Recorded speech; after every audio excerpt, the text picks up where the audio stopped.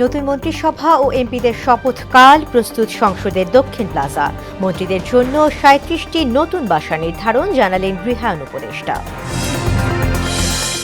আগামী সরকারের কাছে অন্তর্ভুক্তিমূলক রাষ্ট্রের প্রত্যাশা সাধারণ মানুষের। ভঙ্গুর অর্থনীতি পুনরুদ্ধারে পদক্ষেপের তাগিদ। ত্রয়োদশ জাতীয় নির্বাচনে আচরণবিধি মানেনি ৯৯% প্রার্থী, টিআইবি প্রতিবেদন। ৪০% আসনে অনিয়মের দাবি। এবং গাজায় ফের যুদ্ধবিরতি লঙ্ঘন, ইসরায়েলি হামলায় ৩ সীমান্তে ১৫ জন নিহত। ফিলিস্তিন পুনর্গঠনে আন্তর্জাতিক পর্যায়ে আলোচনা শুরু।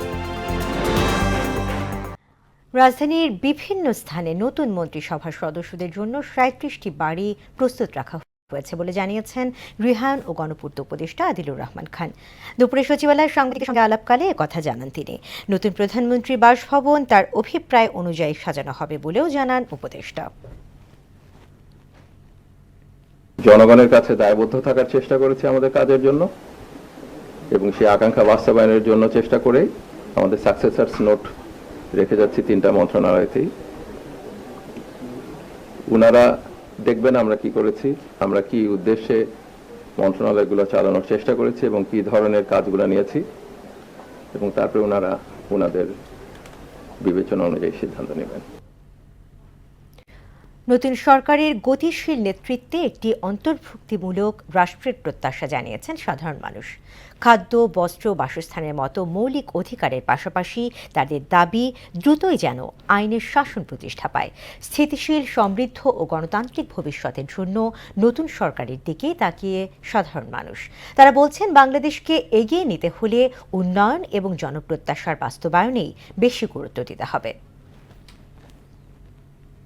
আমরা এমন একটা মন্ত্রিসভার চাই যে মন্ত্রিসভার মধ্যে আমাদের দেশের উন্নয়ন হবে, আমাদের এলাকার উন্নয়ন হবে, আমাদের প্রতিটা জনগণের উপকার হবে। ভালো উদ্যোগে নিয়ে সুন্দর দেশ পরিচালনা করতে পারে অভিজ্ঞ মন্ত্রীদেরকে নিয়ে, উদ্যোগকে নিয়ে আমাদের মন্ত্রিসভা গঠন করলে দেশের পরিচালনা সুন্দর হবে। যাদের বিরুদ্ধে দুর্নীতির অভিযোগ আছে এরকম কোনো এমপিকে যেন মন্ত্রী না করে, এবং এর পাশাপাশি আমরা যারা পূর্বে রাষ্ট্র পরিচালনার অভিজ্ঞতা রয়েছে, পূর্বে মন্ত্রী পরিষদে ছিলেন, আমরা তাদেরকে দিয়ে আমরা মন্ত্রী পরিষদ গঠন চাই।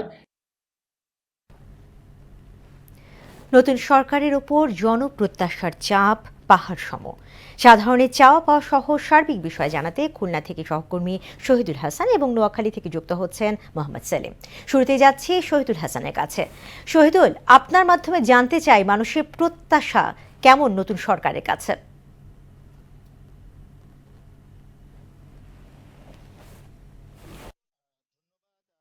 বলে রাখি যে ভৈরব রূপসার অববাহিকায় ঐতিহ্যবাহী খুলনার যে অবস্থান সেটা কিন্তু বরাবরই অবহেলিত ছিল। যে সরকারি আসুক সেই সরকারের সময় কিন্তু এই দক্ষিণ পশ্চিমাঞ্চলের এই ঐতিহ্যবাহী জেলাটা কিন্তু অবহেলার শিকার হয়েছে। এবং এখানে একসময় যে খুলনা শিল্প নগরী হিসেবে পরিচিত ছিল, এখন কিন্তু সেই অধিকাংশ শিল্প কারখানায় কিন্তু মৃত প্রায়। এবং এখানে মানুষের কিন্তু আশা আকাঙ্ক্ষা সেই শিল্প কারখানায় ঘিরে। সেই সাথে খুলনার যে ঐতিহ্যবাহী সাদা স্বর্ণ বা হোয়াইট গোল্ড হিসেবে পরিচিত চিংড়ির যে খ্যাতি রয়েছে, সেই চিংড়ির রপ্তানি কিন্তু এখন ভাটার মুখে। তো স্বাভাবিকভাবেই এখানের যে অধিবাসী রয়েছেন তাদের এই প্রত্যাশাগুলি, এই অর্থনৈতিক বিষয়গুলি নিয়ে কিন্তু আবর্তিত হচ্ছে। এবং এখানকার যে সাধারণ জনগণ রয়েছে, নগরবাসী রয়েছে, তারা বলছেন যে নতুন সরকারের কাছে তাদের যে প্রত্যাশা সেটা হলো প্রথমত এই শিল্পাঞ্চলগুলিকে চালু রাখা এবং নতুন করে শিল্প কারখানা গড়ে তোলা, এবং এইখানের মানুষের যে বেকারত্বের হার বেড়ে গেছে সেই বেকারত্বের হারকে কমানো, এবং সেই সাথে গত 5ই আগস্টের পর থেকে যে আইন শৃঙ্খলার তীব্রভাবে অবনতি ঘটেছিল সেই আইন শৃঙ্খলার উন্নতি ঘটানো, সেই সাথে চিংড়ি রপ্তানির যে একটা হাব এখানে ছিল সেই চিংড়ি রপ্তানিটাকে আরো আরো অগ্রগতি করা, ঠিকভাবে চাষ করতে পারে সেই জন্য প্রণোদনা দেয়। এবং এখানে মানুষজন এবং সাধারণ বা নেমীরা যেটা বলছিলেন যে নতুন সরকার এসে তাদের এই সমস্যাগুলি তৈরি করবে, এবং তারা আরেকটা প্রত্যাশা করছিল, আমি যেখানে দাঁড়িয়েছি একটা ভৈরব নদীর একটা ঘাটে, এই ঘাটে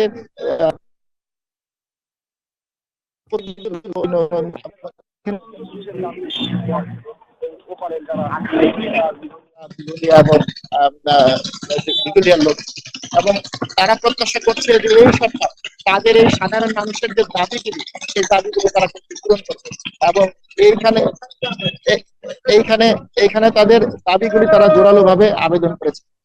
এই ছিল সর্বশেষ অবস্থা। এখন আমরা নোয়াখালীর অবস্থা জানতে আমরা নোয়াখালীর প্রতিনিধি চলে যাব মোহাম্মদ সেলিমের কাছে।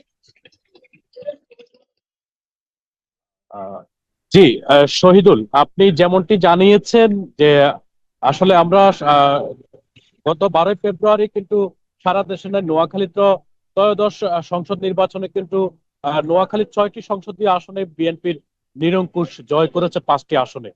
ইতিমধ্যে আমরা সাধারণ মানুষের সাথে কথা বলে যেটি জেনেছি, যেহেতু আগামীকালকে কিন্তু নতুন মন্ত্রী পরিষদ গঠন করতে যাচ্ছে, তো আমার এই নোয়াখালীর কিন্তু বাংলাদেশের ধনী জেলা হিসেবে খ্যাত যে নোয়াখালী, এই নোয়াখালী কিন্তু শিল্প উন্নয়নের দিক দিয়েও কিন্তু নোয়াখালী এগিয়ে রয়েছে। তো নোয়াখালীর মানুষের প্রত্যাশা যে আগামীকালকে যে নতুন মন্ত্রী পরিষদ গঠন করা হবে সেখানে এবং স্বচ্ছ ব্যক্তিদেরকে যাতে করে মন্ত্রী পরিষদে ঠাঁই দেওয়া হয় এবং এর মধ্যে হচ্ছে যারা দুর্নীতিগ্রস্ত রয়েছে তাদেরকে যাতে কোনোমতে মন্ত্রী পরিষদে জায়গা না দেওয়া হয়। দুর্নীতি মুক্ত সমাজ গঠনের লক্ষ্যে কিন্তু ক্লিন ইমেজের ব্যক্তিদেরকে কিন্তু মন্ত্রী পরিষদে চাচ্ছেন সাধারণ মানুষ। এছাড়াও যদি আপনাদেরকে বলতে চাই যে নোয়াখালীর মানুষ কিন্তু এই যে নির্বাচনে কিন্তু নিরঙ্কুশ যে জয়লাভ করেছেন বিএনপির প্রার্থীরা, তাদের কাছে কিন্তু নোয়াখালী মানুষের প্রত্যাশা, নোয়াখালীর যে দীর্ঘদিনের দাবি নোয়াখালী বিমানবন্দর, নোয়াখালী বিভাগ এর যে আন্দোলন রয়েছে, ইতোমধ্যে নোয়াখালীর 3-এর যে সংসদ সদস্য নির্বাচিত হয়েছেন তিনি আশ্বস্ত করেছেন যে নোয়াখালী বিভাগ বাস্তবায়নে তারা সক্রিয়ভাবে কাজ করবেন। এবং নোয়াখালী মানুষের যে সাধারণ মানুষের কথা হচ্ছে যে যাদের দ্বারাই দেশের উন্নয়ন এবং শান্তি শৃঙ্খলা বজায় থাকবে, উন্নয়নে অগ্রণী ভূমিকা রাখবে অভিজ্ঞতা সম্পন্ন ব্যক্তিদেরকে যাতে করে আগামীর মন্ত্রিসভায় ঠাঁই দেওয়া হয় এবং নবীন প্রবীণ মিলিয়ে কিন্তু মন্ত্রিসভা গঠন করার জন্য বিএনপি চেয়ারম্যান এবং আগামীর প্রধানমন্ত্রী তারেক রহমানের প্রতি এই নোয়াখালীর মানুষের বিনীত অনুরোধ জানিয়েছেন। তো আমরা মানুষের সাথে কথা বলে সুস্পষ্ট যেটি জেনেছি সেটি হচ্ছে নোয়াখালীর মানুষ তথা সাধারণ জনগণ চায় যে অভিজ্ঞতা সম্পূর্ণ মন্ত্রী পরিষদ গঠন করা হোক। অভিজ্ঞতার মাধ্যমে নোয়াখালী সহ সারা দেশের উন্নয়ন কর্মকাণ্ড এবং আইন শৃঙ্খলার সার্বিক পরিস্থিতি নিয়ন্ত্রণে থাকবে এবং অভিজ্ঞ মন্ত্রীদের দ্বারাই কিন্তু বাংলাদেশের উন্নয়নের শিখরে পৌঁছবে। শহীদুল, এই ছিল নোয়াখালীর আমার কাছে সর্বশেষ। ধন্যবাদ সহকর্মী শহীদুল হাসান এবং মোহাম্মদ সেলিম। দর্শক, আমরা খুলনা এবং নোয়াখালী থেকে শুনছিলাম জনগণের প্রত্যাশার খবর, আমাদের দুই সহকর্মী জানাচ্ছিলেন। চলে যাচ্ছে পরের সংবাদে। ভঙ্গুর অর্থনৈতিক পরিস্থিতি পুনরুদ্ধারে নতুন সরকারের কাছ থেকে কার্যকর পদক্ষেপ চান সাধারণ মানুষ। শিল্প কারখানা ঢেলে সাজানোর পাশাপাশি সুশাসন প্রতিষ্ঠা সহ দুর্নীতি দমনের তাগিদও দেন তারা। এছাড়া জানমালের নিরাপত্তায় নবগঠিত সরকার কার্যকর ভূমিকা রাখবে বলে প্রত্যাশা জানান সাধারণ মানুষ। শ্রমিক থেকে শুরু করে খেটে খাওয়া মানুষের দিকে এই সরকারের নজরটা বেশি রাখা উচিত। বিগত দিনে যে ফেসিস তৈরি হয়েছিল তা আগামী বাংলাদেশ জাতীয়তাবাদী দল বিএনপির পক্ষ থেকে যেন এরকম ফেসিস তৈরি না হয় সেই প্রত্যাশা থাকবে জনাব তারেক রহমান সাহেবের পক্ষ থেকে, তারেক রহমান সাহেবের কাছে। চাওয়ার একটি, ওনারা রাষ্ট্র ভালোভাবে চালাবে, সবার সমাজ সংগঠিতভাবে যাতে মিলেমিশে চলতে পারে রাষ্ট্রের মাঝে মানুষে সুন্দর সুশৃঙ্খলা বজায় রেখে, ওটাই সবচেয়ে উত্তম। এবং রাষ্ট্রীয় সরকার থাকা হলো যে আমাদের জানমালের নিরাপত্তা। ত্রয়োদশ জাতীয় সংসদ নির্বাচনে 99% প্রার্থী কোনো না কোনো নির্বাচনী আচরণবিধি ভঙ্গ করেছে। 40% আসনে একাধিক অনিয়ম হয়েছে। আর নির্বাচন পরবর্তী রাজনৈতিক প্রতিপক্ষ দলের মধ্যে সংঘর্ষের ঘটনা ঘটেছে 45টি। ত্রয়োদশ জাতীয় নির্বাচন প্রক্রিয়া এবং হলফনামা ভিত্তিক পর্যবেক্ষণ বিষয়ে এক প্রতিবেদনে এসব তথ্য জানায় ট্রান্সপারেন্সি ইন্টারন্যাশনাল বাংলাদেশ টিআইবি। দুপুরে মাইডাস সেন্টারের এক প্রতিবেদনে একথা প্রকাশ করা হয়। সংস্থাটির নির্বাহী পরিচালক ইফতেখারুজ্জামান বলেন, অনেক ক্ষেত্রে অসুস্থ প্রতিযোগিতা ছিল, এমনকি ত্রিমুখী সংঘর্ষ হয়েছে কোথাও কোথাও।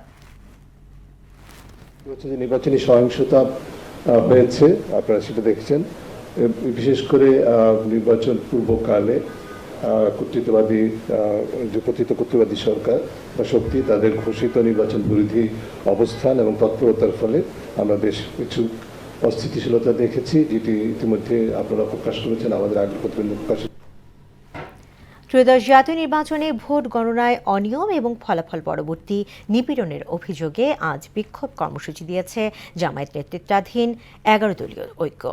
বিকেল 4টায় বায়তুল মোকাররমের সামনে সমাবেশ করবে তারা। এদিকে অনিয়মের অভিযোগে 32টি আসনে ভোট পুনর্গণনার দাবি জানায় জোটটি। রোববার ইসিতে এ নিয়ে অভিযোগ দায়ের করেন 11 দলীয় ঐক্যের নেতারা। এবার আন্তর্জাতিক। গাজা, লেবানন ও সিরিয়া সীমান্তে ইসরায়েলি হামলায় অন্তত 15 জন নিহত হয়েছেন। ফিলিস্তিনের ওপর একাধিক বিমান হামলা চালানো হয়। ইসরায়েল বলছে তারা সন্ত্রাসী লক্ষ্যবস্তুতে আঘাত হেনেছে। এদিকে গাজা পুনর্গঠন নিয়ে আন্তর্জাতিক পর্যায়ে আলোচনা শুরু হতে যাচ্ছে। বিস্তারিত প্রিয়াঙ্কা নিতুর ডেস্ক রিপোর্ট। যুদ্ধবিরতির কারণে কয়েক মাস শান্ত ছিল গাজা ইসরায়েল পরিস্থিতি, তবে আবারও নতুন শঙ্কা। রোববার ইসরায়েলি হামলায় গাজা সহ লেবানন, সিরিয়া সীমান্তে অন্তত 15 জন নিহত হয়েছে। ফিলিস্তিনের সিভিল ডিফেন্স ও স্বাস্থ্য কর্মকর্তারা জানান, হামলায় উত্তর গাজার একটি শিবিরে 6 জন এবং দক্ষিণ গাজায় 5 জন নিহত হয়। ইসরায়েল প্রতিরক্ষা বাহিনী IDF জানায়, হামাসের যুদ্ধবিরতির লঙ্ঘনের জবাবে তারা সন্ত্রাসী লক্ষ্যবস্তুতে আঘাত হেনেছে। ইসরায়েলি বাহিনীর নিয়ন্ত্রণাধীন এলাকায় একটি সুড়ঙ্গ থেকে বেরিয়ে আসা যোদ্ধাদের লক্ষ্য করে হামলা চালানো হয়। অন্যদিকে লেবানন সিরিয়া সীমান্তের কাছে মাজদাল আনজার এলাকায় ইসরায়েলি বিমান হামলায় অন্তত 4 জন নিহত হয়েছেন। লেবাননের স্বাস্থ্য মন্ত্রণালয়ের তথ্য অনুযায়ী একটি গাড়িতে চালানো এ হামলায় 4 জন প্রাণ হারান। ফিলিস্তিনি ইসলামিক জিহাদি সদস্যদের লক্ষ্য করে হামলা চালানো হয়েছে বলে দাবি IDF-এর। এদিকে যুদ্ধ পরবর্তী গাজা পুনর্গঠন নিয়ে আলোচনা করতে 19 ফেব্রুয়ারি ওয়াশিংটনে বোর্ডের প্রথম বৈঠক হওয়ার কথা রয়েছে। ডোনাল্ড ট্রাম্প জানান, গাজা পুনর্গঠন ও সেখানকার বাসিন্দাদের মানবিক সহায়তার অংশ হিসেবে $500 কোটি বেশি অর্থ দানের ঘোষণা দেয়া হবে। তিনি হামাসকে নিরস্ত্রীকরণে এগিয়ে আসার আহ্বান পুনর্ব্যক্ত করেন। সব মিলিয়ে গাজা ও আশেপাশের অঞ্চলে সামরিক উত্তেজনা, কূটনৈতিক তৎপরতা এবং মানবিক সংকট একসঙ্গে জটিল পরিস্থিতির সৃষ্টি করেছে। প্রিয়াঙ্কা নিতু, মোহনা সংবাদ। বিশ্বজুড়ে শুরু হতে যাচ্ছে পবিত্র রমজান মাস। চাঁদ দেখার উপর নির্ভর করে কোনো দেশে শুরু হবে 18 ফেব্রুয়ারি, আবার কোথাও 19 ফেব্রুয়ারি। এবারে বিভিন্ন দেশে রোজা রাখার সময় সর্বনিম্ন 11:30 থেকে সর্বোচ্চ 15.5 ঘন্টা হতে পারে। এদিকে পবিত্র রমজান মাসের শুরু উপলক্ষে বিশ্ববাসীর প্রতি শান্তি ও সংহতির আহ্বান জানিয়েছেন জাতিসংঘের মহাসচিব অ্যান্টোনিও গুতেরেস। বিস্তারিত ডেস্ক রিপোর্ট। বিশ্বজুড়ে শুরু হতে যাচ্ছে পবিত্র রমজান মাস। ভৌগোলিক অবস্থান আর ঋতুর কারণে সব দেশে রোজার সময় এক হবে না। চাঁদ দেখার ওপর নির্ভর করে কোনো দেশে রমজান মাস শুরু হবে 18 ফেব্রুয়ারি, আবার কোথাও তার পরদিন। জ্যোতির্বিজ্ঞানীরা বলছেন, এবার বিভিন্ন দেশে রোজা রাখার সময় তুলনামূলক কম। সর্বনিম্ন 11.5 ঘন্টা থেকে সর্বোচ্চ 15.5 ঘন্টা পর্যন্ত হতে পারে। এবছর সবচেয়ে দীর্ঘ সময় রোজা রাখবে নিউজিল্যান্ডের মুসলমানরা। অন্যদিকে সবচেয়ে স্বল্প সময়ের রোজা পালিত হবে ফ্রান্স, আইসল্যান্ড, গ্রিনল্যান্ড ও ফিনল্যান্ডে। এদিকে পবিত্র রমজান উপলক্ষে বিশ্ববাসীর প্রতি শান্তি, মানবিকতা ও সংহতির আহ্বান জানিয়েছেন জাতিসংঘের মহাসচিব আন্তোনিও গুতেরেস। এক বার্তায় তিনি বলেন, পবিত্র রমজান হল বিশ্বজুড়ে মুসলমানদের জন্য আত্মচিন্তা ও প্রার্থনার পবিত্র সময়। বিভেদ দূর করা সহ নির্যাতনের কারণে কষ্টে থাকা মানুষের কাছে সহায়তা পৌঁছে দিতে এবং প্রত্যেক মানুষের অধিকার রক্ষায় রমজানের চিরন্তন বার্তাকে স্মরণ করার আহ্বান জানান গুতেরেস। আফরিন পপি, মোহনা সংবাদ। স্বল্প খরচে অধিক লাভ হওয়ায় নারায়ণগঞ্জ ও লক্ষ্মীপুরে জনপ্রিয় হয়ে উঠেছে বস্তায় আদা চাষ। পতিত জমি, বাড়ির উঠান কিংবা ছাদে সবখানি এ পদ্ধতিতে আদা চাষ সহজ হওয়ায় দিন দিন আগ্রহী হচ্ছেন সাধারণ মানুষ। ক্রমশই বাড়ছে চাষির সংখ্যা এবং উৎপাদন। আজমির ইসলাম ও নজিম উদ্দিন রিয়াদের প্রতিবেদন জানাচ্ছেন মাহমুদা আক্তার। নারায়ণগঞ্জ জেলায় কয়েক বছরের ব্যবধানে বেড়েছে বস্তায় আদা চাষ। শুধুমাত্র সদর উপজেলায় ৩,১০০ বস্তায় আদা চাষ করা হচ্ছে। প্রথম দিকে উদ্যোক্তাদের আগ্রহ কম থাকলেও বর্তমানে আগ্রহী হচ্ছেন অনেকে। প্রতি বস্তায় গড়ে 2 থেকে 2.5 কেজির মতো আদা পাওয়া যায়। তাতে পরিবারের চাহিদা মিটিয়ে বাড়তি আয় করাও সম্ভব। তো এই বছরই প্রথমে আমি 100 বস্তায় আদা চাষের উদ্যোগ নিয়ে এবং এটা লাগাই। তো আলহামদুলিল্লাহ ফলন বেশ ভালো, আশা করতেছি ফলন আশানুরূপ হইব। তো হইলে এটা আমি আরও নেক্সট ইয়ারে আর 100 থেকে না 500 বস্তায় আমি এটা যাওয়ার ইচ্ছা আছে। বস্তায় আদা চাষে আগ্রহীদের নিয়মিত পরামর্শ দিচ্ছে কৃষি বিভাগ। আদা একটি মশলা জাতীয় ফসল। এই আদা কিন্তু আপনার বসতবাড়ি এবং প্রতি যে জায়গা, মনে করেন যে জায়গা আমার পড়ে রয়েছে কোনো কাজে লাগবে না, সেই জায়গায় কিন্তু আদা চাষ করা যায়। এখন আদা চাষ কেমনে করব আমরা? আদা চাষ আমরা খুব অল্প করেছে, মনে করেন একটা বস্তায় 40 থেকে 50 টাকা খরচ হবে। কেমন? মনে করেন একটা সিমেন্টের বস্তা নেব, ওই সিমেন্টের বস্তা আপনার অর্ধেক দিব মাটি এবং অর্ধেক দিব আমরা গোবর। এটা দেওয়ার পরে আমরা 15 দিন এক জায়গায় রাখবো। আমরা 15 দিন পর এই বস্তার ভিতরে এটা ভরবো। বস্তায় আদা চাষ বৃদ্ধি পেলে দেশে আদা আমদানির পরিমাণ কমবে বলে মনে করছেন এই কর্মকর্তা। আমদানি নির্ভর ছিল এতদিন, এখন আমাদের দেশের আদায় অনেকটা সাপোর্ট দিচ্ছে। তাছাড়া আয়ুর্বেদীয় যে ফ্যাক্টরিগুলোতে আছে সেখানে যে ঔষধ তৈরি হচ্ছে, ভেষজ ওষুধগুলো, সেগুলোর মধ্যে ম্যাক্সিমাম হলো আদা সেখানে ভূমিকা রাখতেছে। বর্তমানে দেশের বিভিন্ন স্থানে বস্তায় আদা চাষ ব্যাপকভাবে বৃদ্ধি পাচ্ছে। মাহমুদা আক্তার, মোহনা সংবাদ। শেষ করব মোহনা সংবাদ, যাবার আগে শিরোনামগুলো আরও একবার।